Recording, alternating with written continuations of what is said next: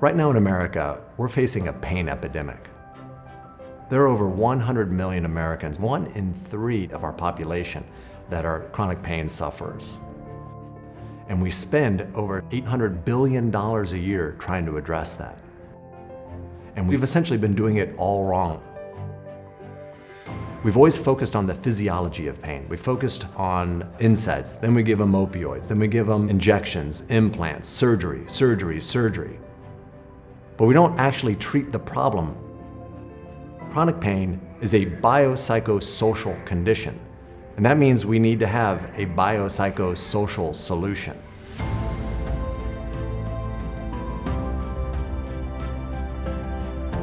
My background is really in finance and entrepreneur and building businesses. The last business I built up over 10 years and putting technology in places you would never think to find it. And now I'm really focused on how we can take technology and make an impact in people's lives on a daily basis. My journey into healthcare actually started as a child. At 8 years old, I found myself with a congenital joint and ligament issue, and I got a meniscus repair that resulted in a staph infection.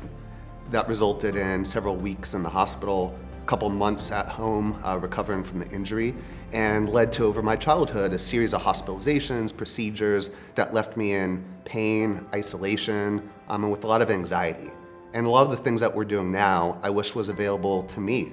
And so I shifted my focus over my career into really how technology can improve people's lives.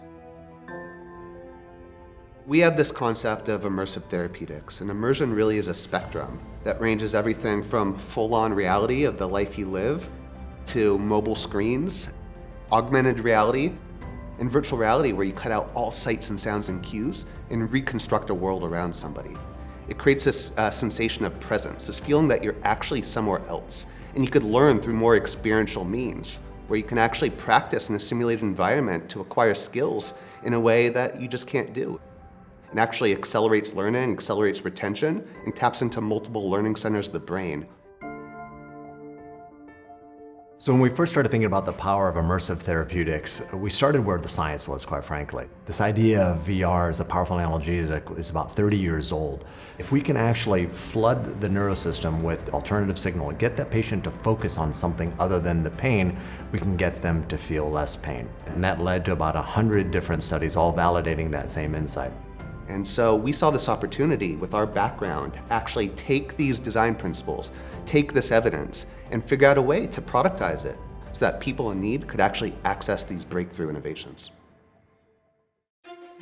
And so we started off by working with the leading institutions in America to really build that body of evidence and the credibility that says this is a modality that works.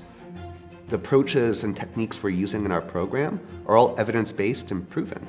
And so what we do is we work with world-renowned multidisciplinary experts in pain, psychology, neuroscience, and we've woven it together in a carefully created curriculum that patients follow a single module a day, and they'd be using diaphragmatic breathing, mindfulness, self-compassion, and other skills taught through the program.